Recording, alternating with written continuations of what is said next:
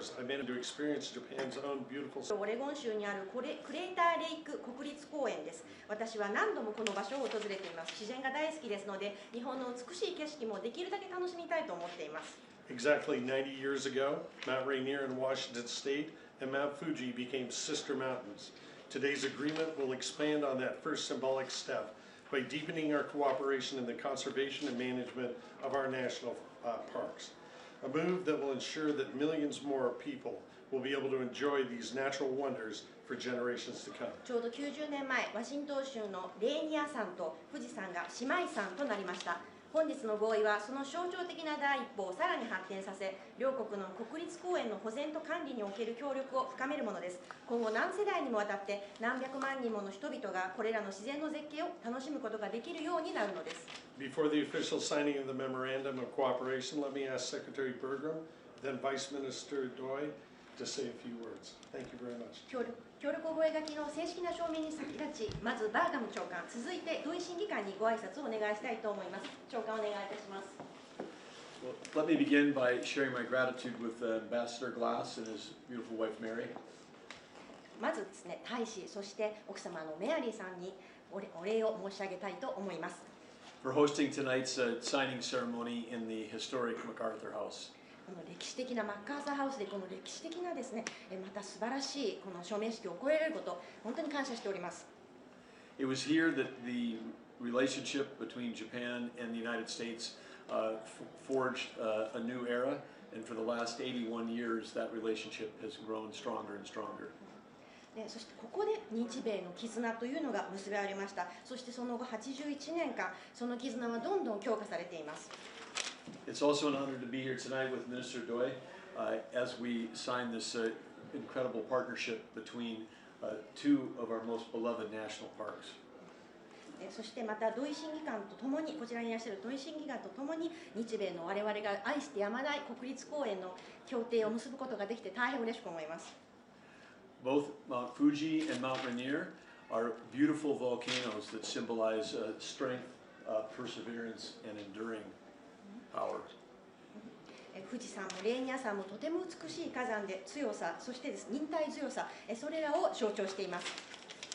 So it's perfect that these two parks come together in a sister relationship.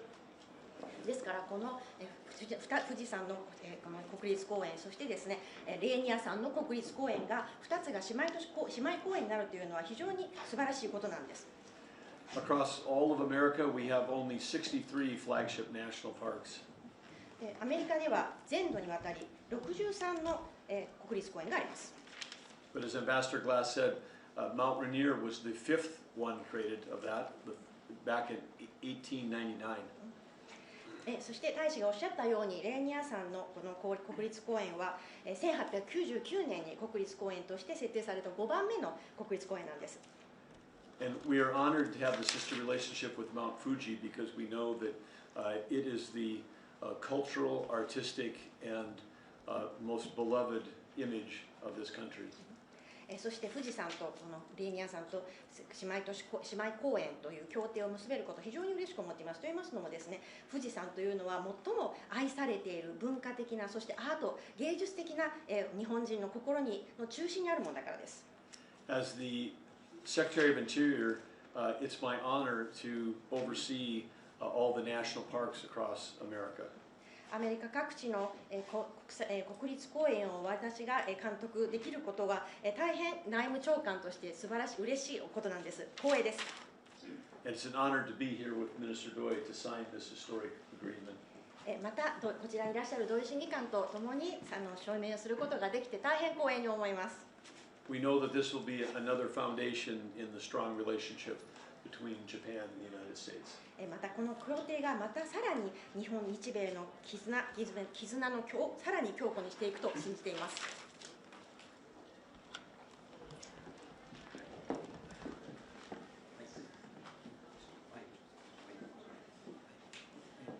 環境省を代表しまして、ご挨拶申し上げます。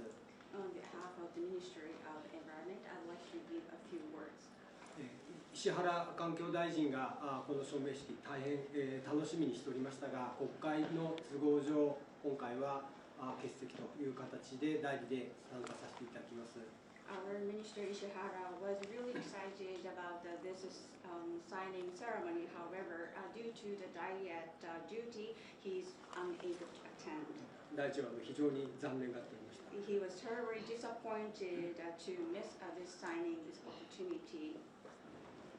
本日は大臣が署名した覚書をお持ちしましたので、長官に加えて署名をいただきたいと思っております。I brought the memorandum of cooperation already signed by our Minister Ishihara. So later on, I'd like to kindly ask to request Secretary Bergam to sign it as well. 日本の国立公園制度は2031年に100周年を迎えます。In 2031, Japan's national park system will celebrate 100th year. 北海道から沖縄まで全国に35の国立公園を持ち、この国立公園をですね、地域の人々とともに国の宝として大切にしてきているものです。Across Japan, from the northern island of Hokkaido through southernmost island of Okinawa, we have 35 national parks being designated, and each season, each park embraces beauty and rich culture together with local communities, leading protecting those Japan's treasures. 我々の日本人の心の宝である国立公園とアメリカ合衆国が大切にされている国立公園が姉妹公園という形で提携できることを心より感謝を申し上げます。I truly appreciate that we are able to arrange a sister park arrangement together with your national parks. So our treasure national parks will be able to have a sister park arrangement. Your loved national parks in the States. I'm really excited about it and appreciate your effort. 本日の覚書が姉妹公園提携の業務を加速し、それがなされればですね、国立公園がより良くなるというふうに信じておりますし、またそこに住む野生生物の保全などさまざまな分野でも両国の協力が加速化すると期待しております。On the occasion of signing this memorandum of cooperation, I believe that we'll be able to accelerate all related initiatives related to national parks. And I believe that we are able to further advance the protection of wildlife who live in national parks as well. So I believe that this occasion will advance our cooperation goal. 両国の国民が互いにですね、この姉妹公園を訪れ、楽しんでいくということを期待して、本日臨みました。I am generally hopeful that people in both nations will visit both sister park range and national parks in both nations, and I'd like to. I'm looking forward to happening that. ありがとうございます。Thank you very much. I'd like to conclude my speech here. And before I sign, サインする前に I wanted, there's a special personal note. I'm quite certain that the only ambassador to Japan that we've ever had who's actually climbed Mount Rainier is Ambassador Lee. おそらくですね、大使の中でレーニア山に実際登られた大使は大使だけだと思います。Mount Rainier is quite a difficult climb. This mountain till today has over 25 named glaciers. でレーニア山なかなか登るのが難しくて25の氷河があります。And at over 14,000 feet in elevation, it's the highest mountain in the Pacific Northwest. で太平洋岸に面した北西部でですね、14,000フィート最も高い山でございます。So I don't want to pre-announce anything, but I think the ambassador is very much looking forward to climbing Mount Fuji. 私最初にお伝えしたくないんですけれども、宣伝したくないですけど、富士山登られると思いますよ。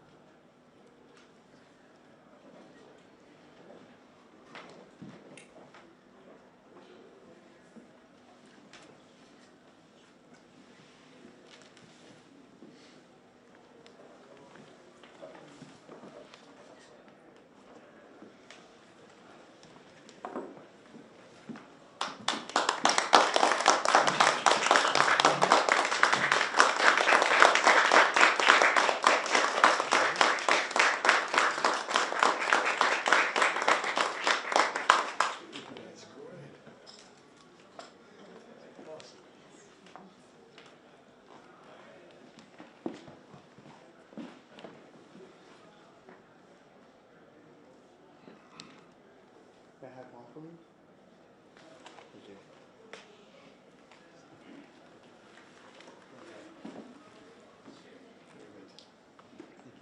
Thank you, Ambassador. Thank you, everyone. 皆さんありがとうございました。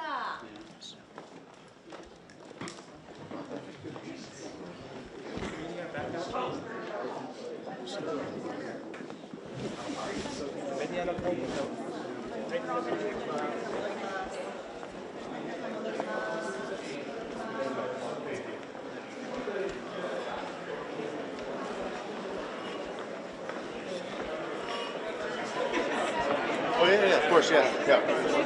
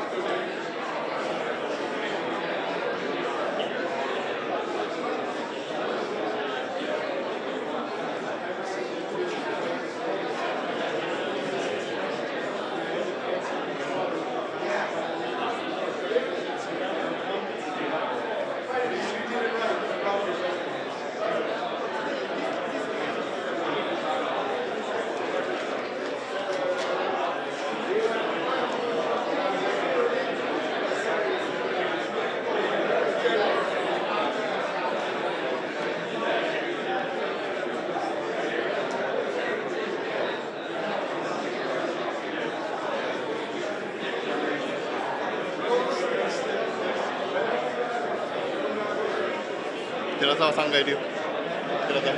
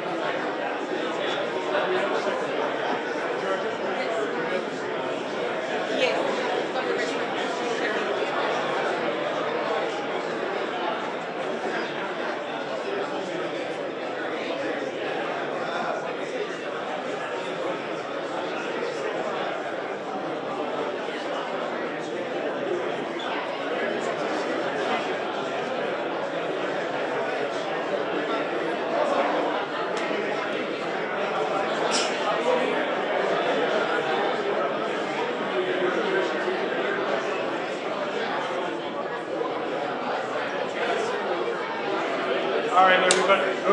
All right, everybody, if I can have your attention, please. Oh, this is going to be a feisty group tonight. Here we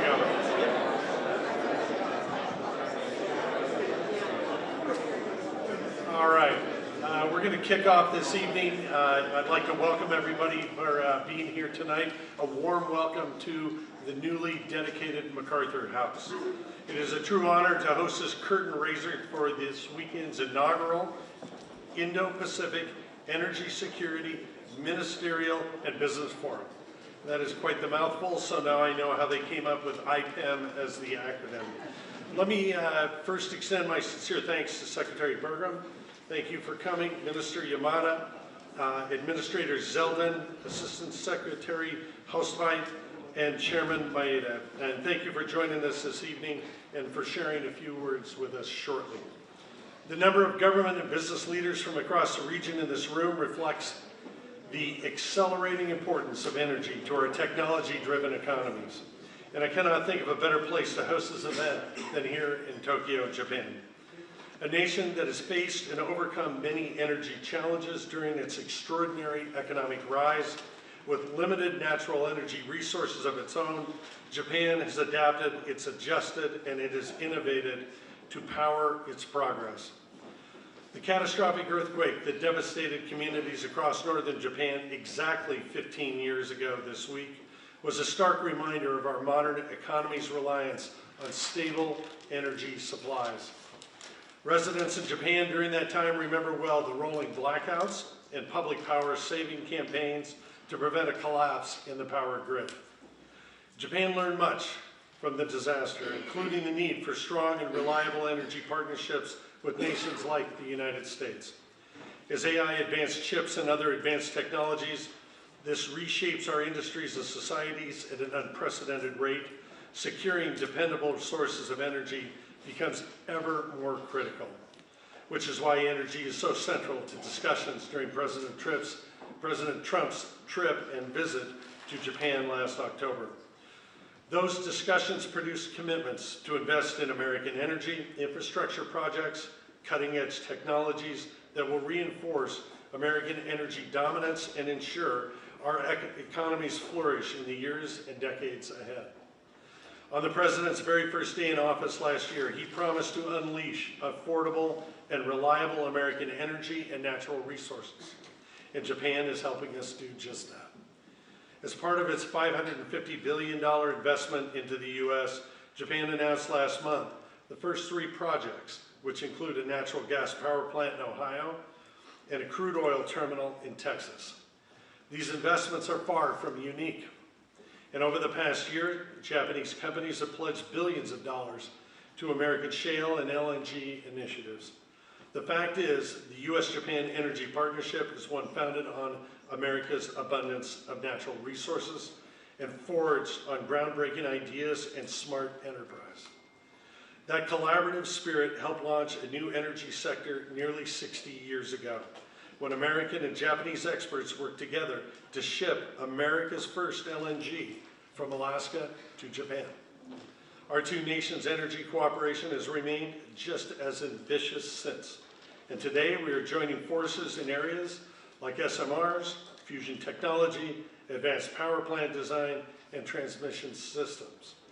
Partnerships like this are key to our ability to fuel digital transformation of our economies, which is already well underway. Right now, data centers account for less than 2% of global energy demand. That figure could hit more than 20% within a handful of years. And that might seem like a conundrum to some, but also it's a great opportunity. That kind of opportunity that the United States has embraced throughout its 250-year history. Since Benjamin Franklin first experimented with electricity, innovation has driven America's energy success. And understanding that energy is fundamental to economic development.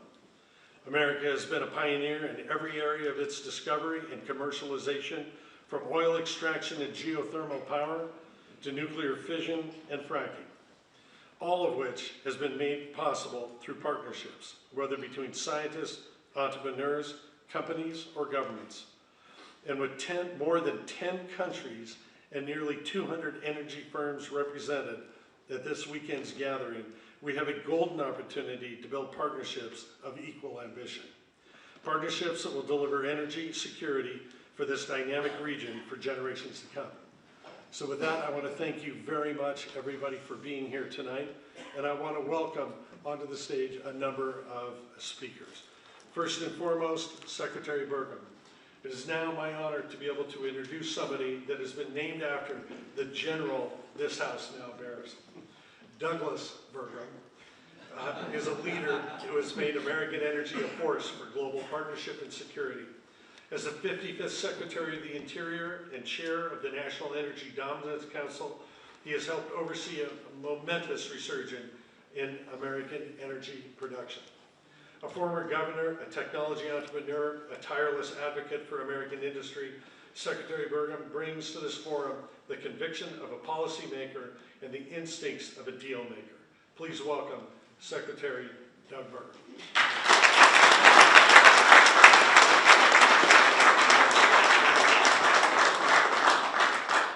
Good evening, everyone, and welcome. Thank you very much, and I want to thank Ambassador Glass and his wife Mary for hosting us in this beautiful, historic location. I want to thank all of you for being here. Your attendance matters. I can say that for all the introductions I've had in my life, this is the first time that someone has actually mentioned how I got my name. And so that is literally a first. And of course, it wasn't that unusual. Back when I was born, Douglas was one of the most popular names in America because of Douglas MacArthur. And last year I got a call and they said, hey, they think the name Doug is making a comeback. And they gave a couple examples why. And then I went up and I used AI to look up most popular birth names, and I told the reporter, I said, yes, we've climbed back into the top 2,000 most popular birth names for 2025, so we must be making a comeback. But I do want to say it is an honor to be here tonight leading this U.S. delegation with senior leaders from across the administration. You're going to hear from one of them or two of them here tonight, but I do want to give a shout out to my fellow cabinet member Lee Zeldin, who's the administrator of the EPA, being here. Fantastic. He's been doing an amazing job helping cut red tape and make everything related to investing in America more, I would say, sane was the word I was going to come up with, but it's also made the country much more ability for your capital to go to work, and that's what important we want to do, and at the same time still protecting our great natural resources. But we've got teams as part of our delegation here from the White House, the Departments of Interior, Energy, and the Environmental Protection Association, members of the National Security Council, the National Energy Dominance Council, which operates out of the White House, U.S. Trade and Development Agency. A special shout out to the leadership there because they're hosting this great event that we're having this weekend. And of course, we've got the chairman of the U.S. Export-Import Ex-Im Bank here with us as well. So an incredible delegation. It reflects the importance of the moment, and it reflects the importance of all of you being here because these are historic and transformational times, and we are entering an era of energy reality. Nations around the globe are starting to understand that energy is inseparable from economic prosperity, and it's inseparable from national security. We're fortunate that our president understands that.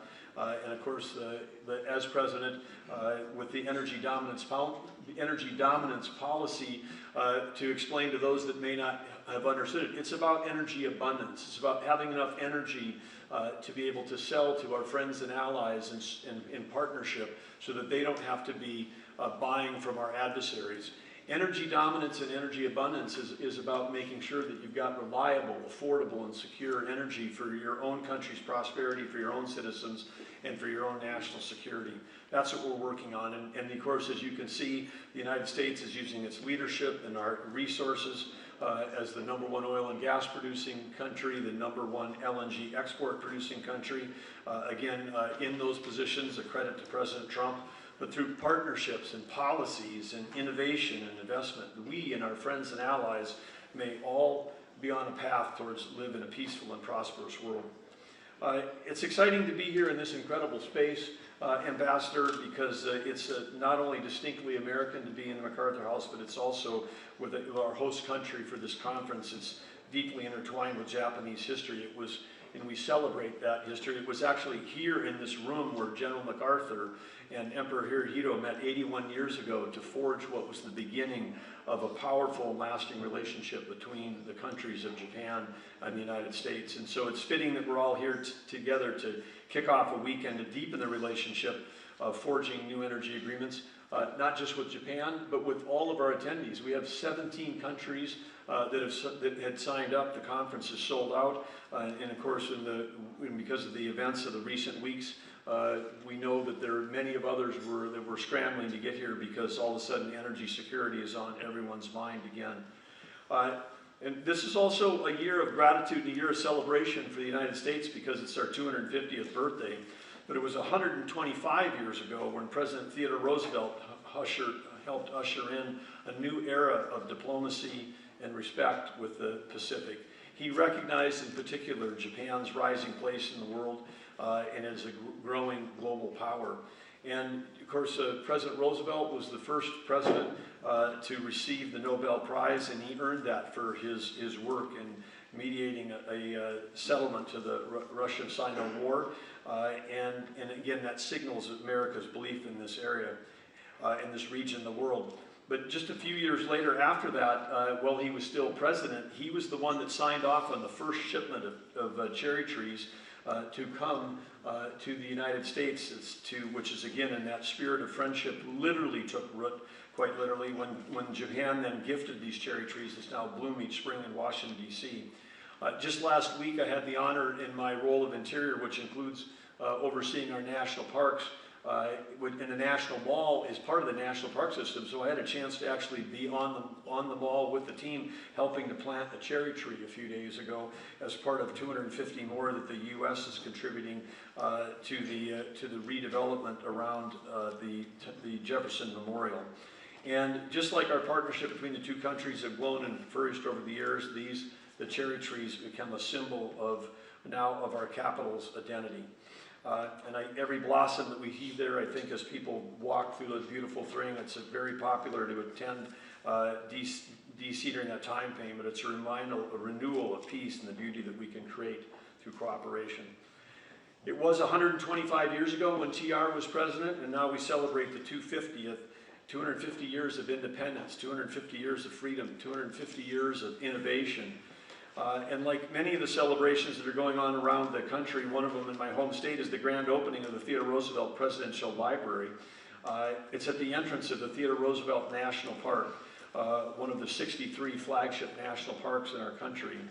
And it was here also where Theodore Roosevelt, overcoming a moment of incredible grief in his life where he lost his mother and his wife in the same day in the same house on Valentine's Day, moved west and reshaped himself, and stated that this is where the romance of my life began. And he didn't mean it was about his loved ones. It was the romance of respect for the land and the water and the air and the wildlife. And that lives on today. He's considered the father of American conservation, the architect of our national park system, and it earned him in a spot of honor in America's story. And today, just moments ago, in a room in this building, we added to that story. I had an opportunity with my Japanese counterpart, Minister Doi. We signed a partnership between two iconic mountain peaks on either side of the Pacific. Mount Fuji here in Japan and Mount Rainier in America are both national parks, and we announced a sister relationship between those two. And of course, Mount Fuji, which is rising almost 3,800 meters above the nation, has been the sacred symbol of Japan for more than 1,000 years, a place of pilgrimage, of poetry, of art, and of national identity. And of course, Mount Rainier, which stands at 14,410 feet above the Pacific Northwest, one of the tallest mountains in the lower 48, home to 25 still glaciers that are going on. And I was happy to also announce in the room that our ambassador to Japan is the first ambassador here who has actually climbed Mount Rainier. And so I may be pre-announcing, but I think there'll be plans for a Mount Fuji climb coming up this year. But I know the ambassador is beginning that one. This one's a little lower. It's a little easier. But by establishing the sister park relationship between these two beautiful and iconic things, we honor not only their majesty, but the shared values they represent of stewardship, of resilience, and the belief that natural wonders belong to future generations. And it's also symbols that we can have a world of energy abundance and take care of our environment at the same time. With innovation, I know that we can do that. This is what we've done in my home state. This is what we're doing in America. So as we celebrate America's 250th year, we look forward to the next 250 years with gratitude for people like you, your partnerships, your ideas, your commitment to building a world of peace and prosperity. And we're grateful to have all of you here today and look forward to being with you at the conference in the coming days. Thank you, Ambassador Glass.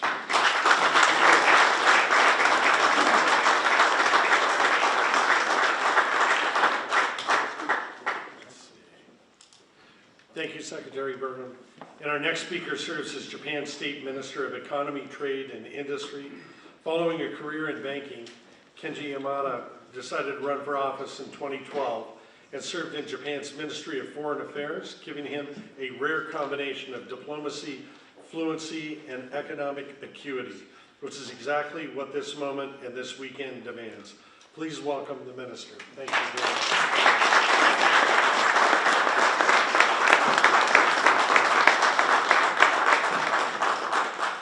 Thank you, Ambassador. Honorable Secretary Burgum, Honorable Administrator Zeldin, and also Excellency Ambassador Glass, I'd like to express my sincere appreciation for welcoming me at this dinner. I would also like to extend my gratitude to all of you gathered here today. As a co-host of the event, the Indo-Pacific Energy Security Ministerial and Business Forum, which is set to open tomorrow here in Tokyo. As Honorable Secretary Bergam mentioned about the cherry blossoms, Tokyo is truly breathtaking in spring, when the cherry blossoms are in full bloom.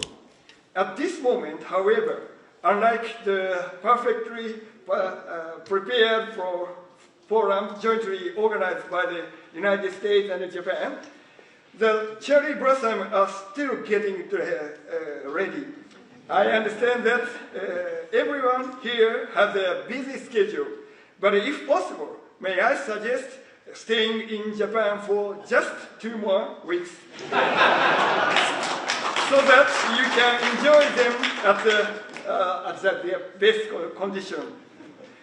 The suspension of navigation through the Strait of Hormuz has been posing a significant impact on the global economy, since the Indo-Pacific region receives nearly 80% of crude oil that passes through the strait.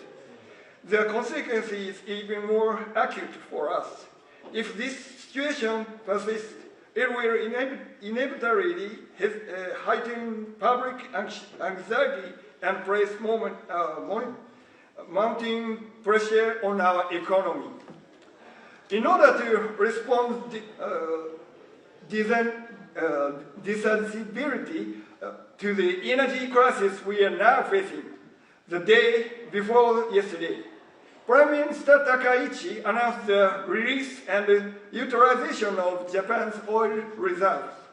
Moreover, as Asia's voice in the G7 and the IEA, Japan has consistently sought understanding of the severe circumstances facing our region, while emphasizing on the need for a collective action on a global scale. Together with the United States, Japan catalyzed the IEA's historic decision to make the collective release of 400 million barrels of oil stocks. In these challenging circumstances, it is especially meaningful that the government and business leaders, those on the front lines of this issue, have gathered in Tokyo to discuss energy security. The Indo-Pacific region is truly the engine of the global growth. Some estimates suggest that approximately 80% of the increase in global electricity demand over the next 3 years will come from this region. One question to all of us here today: how will we develop and strengthen the region's energy infrastructure from a long-term and strategic perspective? We are the ones that will shape the Indo-Pacific's energy security structure for decades to come. This forum provides a unique platform where public and private sector leaders from across the Indo-Pacific region come together. As a co-host, Japan is fully committed to ensuring a meaningful custom for all participants. We will do our utmost to facilitate cooperation among governments in addressing regional energy security challenges, and to help support as many concrete private sector projects as possible. Let us join forces to make this forum a success. Thank you very much. Thank you.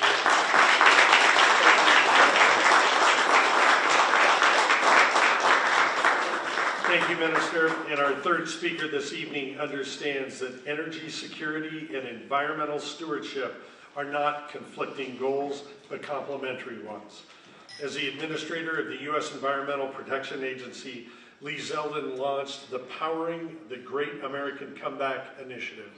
He knows that meeting the growing energy demands of the Indo-Pacific require not bureaucratic obstruction, but smart, practical frameworks that encourage big investment and big ideas. Please welcome Administrator Zeldin.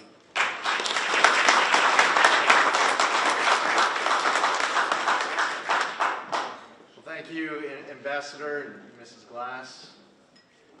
Protecting the environment and growing the economy was looked at as a choice.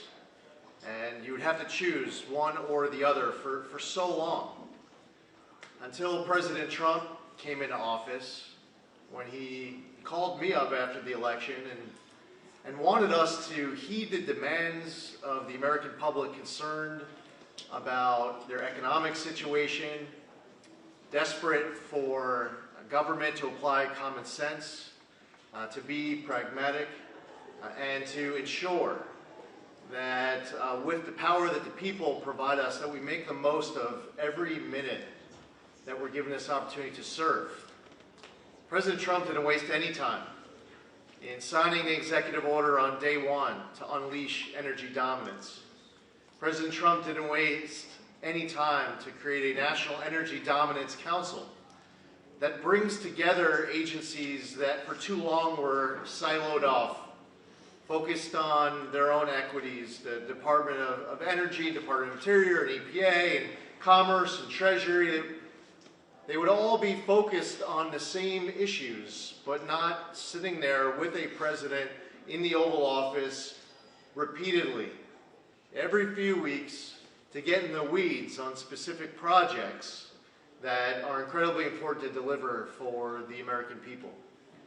One of the things that has been most impressive about President Trump and our interaction with him since he was sworn in for this term is that when we, the members of the National Energy Dominance Council, meet with him, we can walk in there with overall topics, but we all better be prepared for very specific probing questions about projects, whether it's a new LNG pipeline in Alaska, it's a new natural gas pipeline in the northeast United States, there's a new natural gas multi-billion-dollar expansion in the Southwest. President Trump is asking about specific small modular reactors and retrofits, new nuclear projects. He's asking us about specific coal plants that were slated to shut down because of government policies that were trying to strangulate them out of existence. When we sit down with the president, he is talking about rare earth, critical minerals, the supply chain, from extraction from the ground through the end of the process. He wants to know how the United States can bolster our strength, our resiliency when it comes to magnets and batteries and chips and more. And it has reminded us not just to be sharp when preparing to meet with the President, but to make sure that our teams in every moment are making the most of every day to serve the public during this time of a term that will go by fast. There are so many in this room who would not be here today if not for President Trump's directive from day one to do everything in our power to ensure that everything here, from critical minerals to rare earth to energy independence and so much more, reducing our reliance on nations that we can't trust and getting closer to nations where we have historic partnerships that through this weekend will only grow stronger. Secretary Bergam spoke about a 250th anniversary that we are celebrating right now in the United States. As we look to the future, I'm excited to think of how much stronger our nations will become between the United States and Japan. President Trump interacted with many world leaders during his first term. He interacts with many world leaders during this term. But it feels like Prime Minister Abe had a very special place in the heart of President Trump. A close friend, somebody who maybe it was a bond over a round of golf, maybe he was talking about world peace and the alliance between two nations that through and across the Pacific, their bond, their strength will allow these nations and this partnership to only get closer. And I feel like with a new Prime Minister and a President sworn in for a new term, that this bond and this future is limitless in the manner in which it grows. So I'm excited to be here. Our team from the Environmental Protection Agency is thrilled to be here. A great team with the White House National Energy Dominance Council, and the Executive Director, Jared Egan, is here, and his team, led by our Chairman, Secretary Burgum, our Vice Chairman, Secretary Wright, and others who are certainly here in either spirit or with us after a brief flight from Washington, D.C. Minister, you have a very important job here in this country. And over the course of the coming days, I would just like to say that our reason for being here is extraordinarily purposeful. While we come here sharing opening greetings for the start of a forum, there's a lot of very important work for us to discuss in the next 2 days. And I'm confident in many ways this is going to be historic, with deals that are being reached, with projects and initiatives that will be forged, and hopefully as we look back at what brought us here for this visit is one that yields extraordinary results that are well worth everyone's time. Greetings on behalf of President Trump. Thank you so much for being here, and I'm excited about the days to come.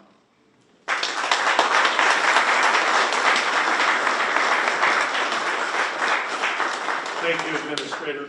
Our next speaker is a petroleum engineer by training, a third-generation energy worker by heritage, so he feels right at home at the U.S. Department of Energy.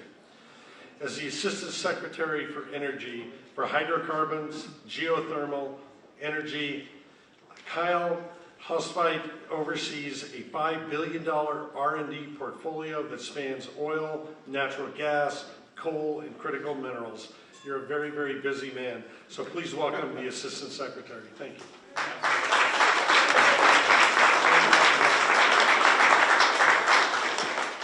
Good evening. Thank you, Ambassador Glass. Thank you all for being here. I can tell you that America is better off, the world is better off, because President Trump is leading. We have incredible leaders here with us. Secretary Burgum, Administrator Zeldon, Secretary Wright sends his best. These leaders know how important energy is.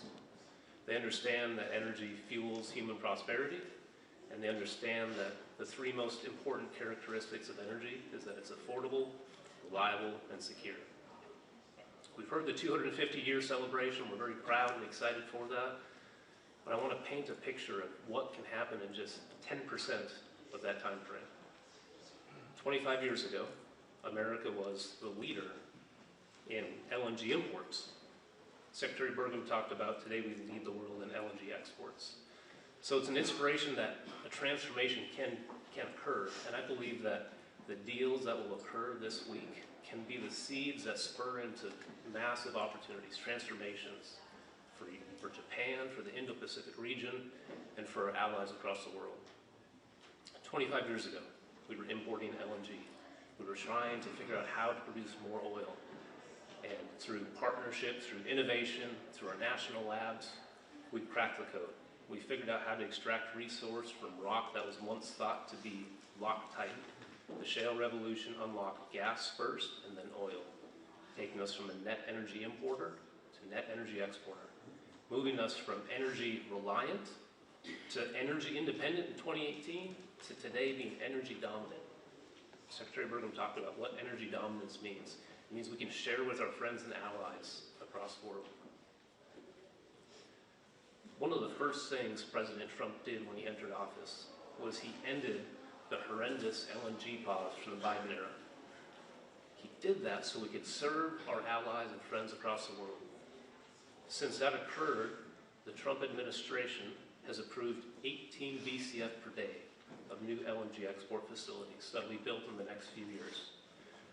It'll take the U.S. from exporting 16 BCF today to almost double that in just 3 years, 30 BCF per day of LNG export. Reliable, affordable, secure LNG that our allies can rely on. And that's what we want to be known as. We want to be a reliable partner. We know how important energy is. You need it around the clock. It has got to be there day and night. So we're looking forward to the dialogue, deepening relationships, and many great deals. So thank you for the hospitality. We're excited for the next 2 days.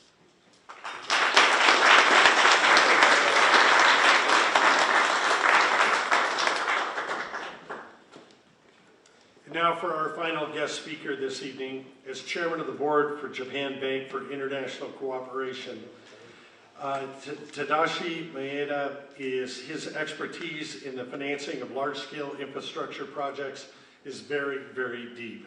He has held numerous positions at JBank, including Director General of the bank's Energy and Natural Resources Finance Department. And besides everything else, he's been a wonderful friend and a wonderful partner of the United States of America. So thank you very much. Please welcome him up.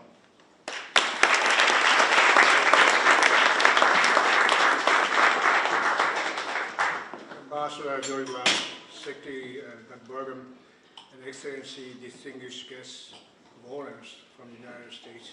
It's my daily privilege to deliver my remarks, speech in front of all distinguished guests.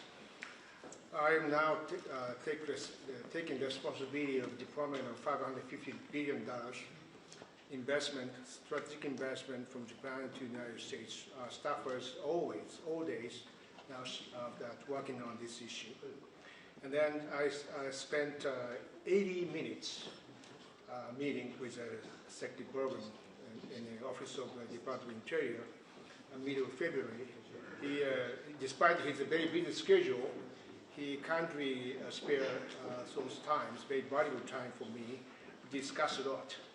And then JBIC, we are financing, not just only debt financing, we are doing equity investment, and also that not just only that equity investment to the individual project, we are doing a lot of that kind of like capital deployments, like the private equity, and also that the venture capital that we have been already established the fund for focus on startup in Nordic and Baltic regions.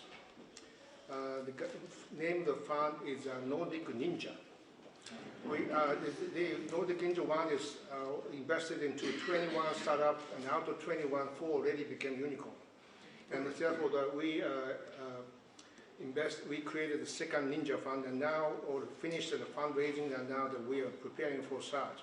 And also, that we are doing a lot in investment into the Ukraine and the Western Balkans. by means of this venture capital that focus on startup. There are many undervalued startup in the region, so that's not just only that supporting the Ukraine for reconstruction, but I think that this is vitally important for Japan and other partners to support Ukraine because of, they know pro and cons of the Russian weaponry. And therefore that in this regard, strategic sense, this is very important to keep the Ukraine as a group.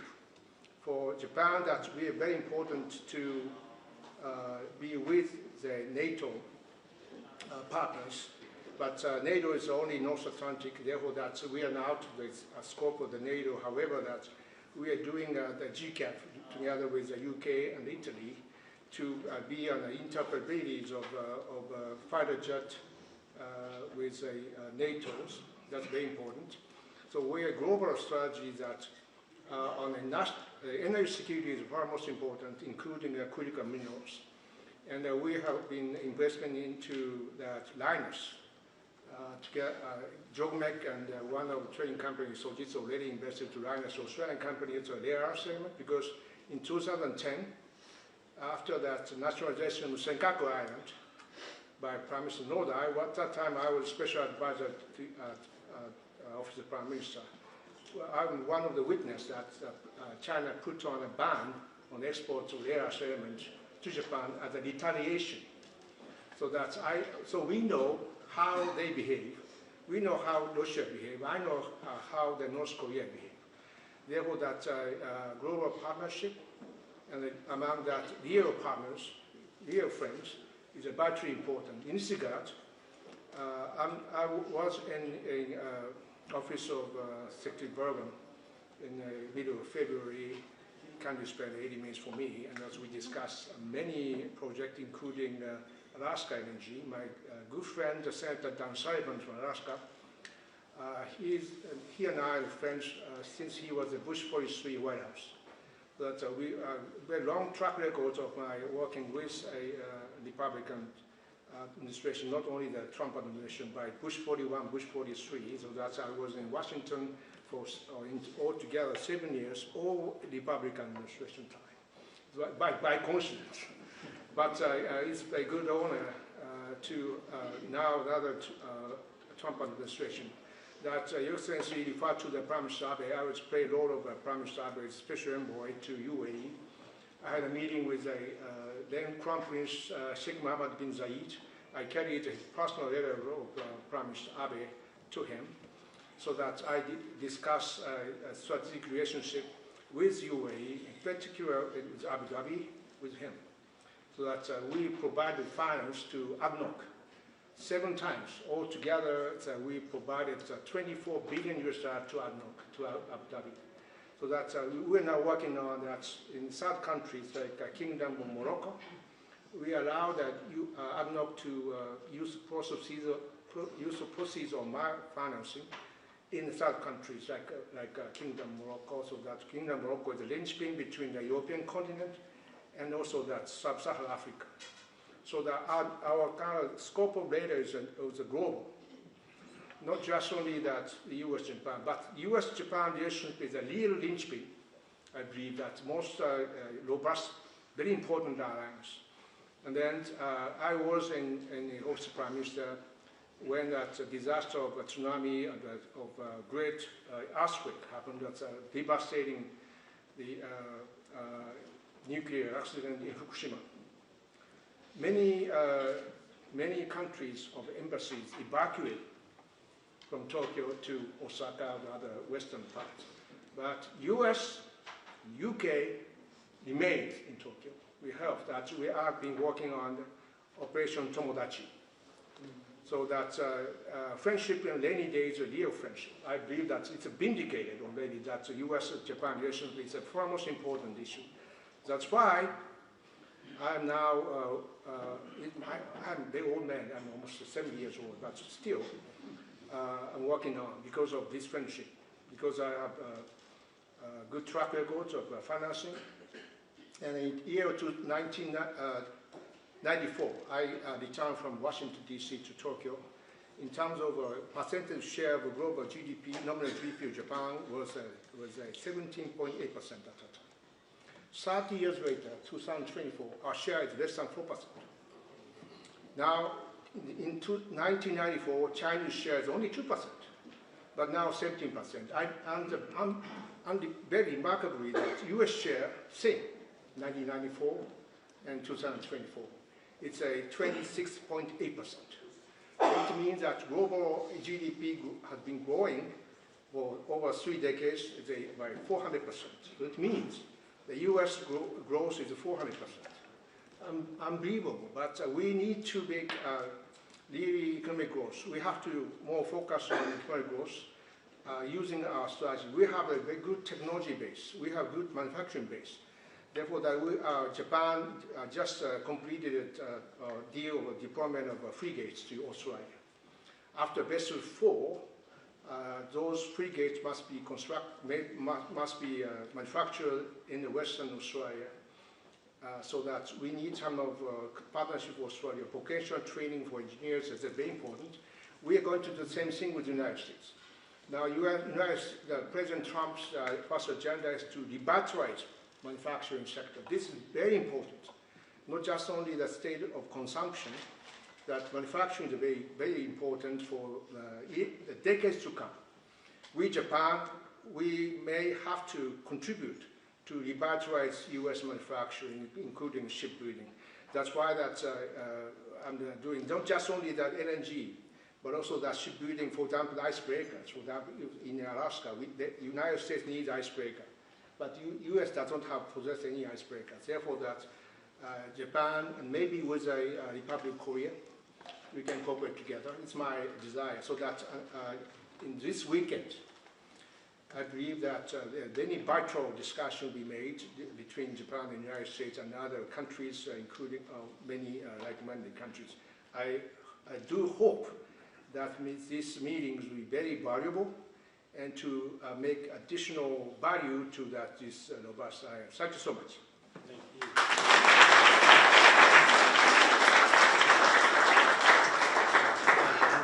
So one of the great things about Japan is the tradition of toasting at the end. So if we can, everybody grab a glass. Gentlemen, do you want to come up also? Secretary?